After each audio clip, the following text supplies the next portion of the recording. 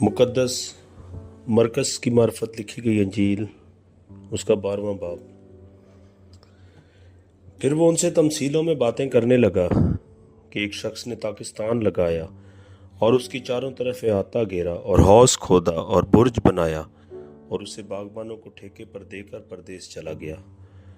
फिर फल के मौसम में उसने एक नौकर को बागबानों के पास भेजा ताकि बागबानों से ताकिस्तान के फलों का हिस्सा ले ले, लेकिन उन्होंने उसे पकड़कर पीटा और खाली हाथ लौटा दिया। उसने फिर एक और नौकर को उनके पास भेजा, मगर उन्होंने उसका सर फोड़ दिया और बेइज्जत किया। फिर उसने एक और को भेजा, उन्होंने उसे कत्ल किया।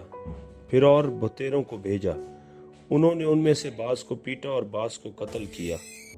अब एक बाकी था जो उसका प्यारा बेटा था। उसने आखिर उसे उनके पास ये कहकर भेजा कि वो मेरे बेटे का तो लिहाज करेंगे, लेकिन उन बागबानों ने आपस में कहा, यही वारिस है, आओ इसे कत्ल कर डाले, मिरास हमारी हो जाएगी। बस उन्होंने उसे पकड़कर कत्ल किया और ताकिस्तान के बाहर फेंक दिया। अब ताकिस्तान का मालिक क्या करेगा? वो आएगा और उन बागबानों को हलाक करके ताकिस्तान औरों को दे देगा। क्या तुमने ये निविश्ता भी नहीं पढ़ा कि जिस पत्थर को मेमारों ने रद्द किया वही कोने के सिरे का पत्थर हो गया? ये खुदावन की तरफ से हुआ और हमारी नज़र में अजीब है। इस पर वो उसे पकड़ने की कोशिश करने लगे, मगर लोगों से डरे, क्योंकि वो समझ गए थे कि उसने ये तमसील उन्हीं पर कही। बस वो उसे छोड़कर चले गए।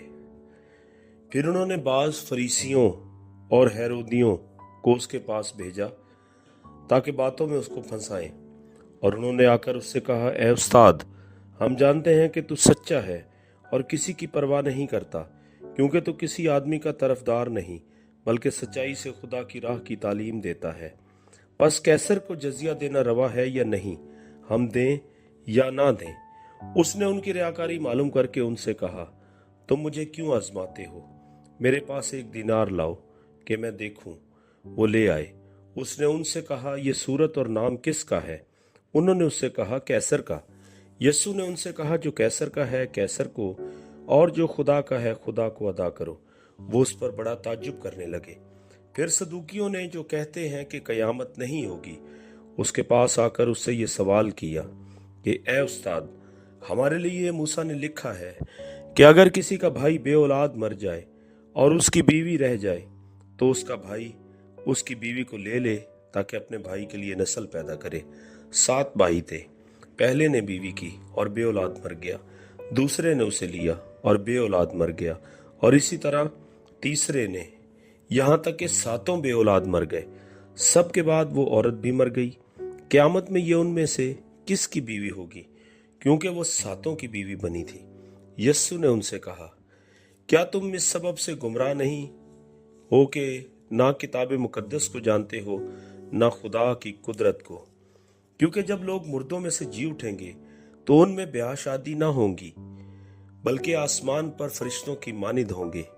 मगर इस बारे में कि मुर्दे जी उठते हैं, क्या तुमने मूसा की किताब में झाड़ी के जिक्र में नहीं पढ़ा कि खुदा ने उससे कहा, मैं अब्राहम का खुदा और इसहाक का खुदा और याकूब का खुदा हूँ। मैं तो मुर्दों का खुदा नहीं बल्कि जिंदों का है। बस तुम बड़े गुमराह हो। और फकीयों में से एक ने उनको बहस करते सुनकर जान लिया कि उसने उनको खूब जवाब दिया है। वो पास आया और उससे पूछा कि सब हुक्मों में अव्वल कौन सा है? यीशु ने जवाब दिया कि अव्वल ये है कि ए इस्राएल सुन, खुदावंद हमारा खुदा एक ही खुदा है। तू खुदावंद अपने खुदा से अपने सारे दिल और अपनी सारी जान और अपनी सारी अकल और अपनी सारी ताकत से मोहब्बत रख। दूसरा ये है कि तू अपने पड़ोसी से अपने बराबर मोहब्बत रख। इनसे बड़ा और कोई हुक्म नहीं। फकी ने उससे कहा, ए उस्ताद, बहुत खूब, तूने सच कहा कि वो एक ही है और उसके सिवा और कोई नहीं, और उसने सारे दिल और सारी अकल और सारी ताकत से मोहब्बत रखना और अपने पड़ोसी से अपने बराबर मोहब्बत रखना सब सोख्तनी कुर्बानी और ज़बियों से बढ़कर है। जब यीशु ने देखा कि उसने दनाई से जवाब दिया तो उससे कहा, तू खुदा की बादशाही से दूर नहीं। और फिर किसी ने उससे सवाल करने की जुर्रत ना की। फिर यीशु ने हैकल में तालीम देते वक्त ये कहा कि फकी क्यों कर कहते हैं कि मसीह दाऊद का बेटा है। दाऊद ने खुद रूहुल कुदस की हिदायत से कहा है कि खुदावंद ने मेरे खुदावंद से कहा, मेरी दाहिनी तरफ बैठ, जब तक मैं तेरे दुश्मनों को तेरे पांव के नीचे की चौकी न कर दूं। दाऊद तो आप उसे खुदावंद कहता है, फिर वो उसका बेटा कहां से ठहरा? और आम लोग खुशी से उसकी सुनते थे।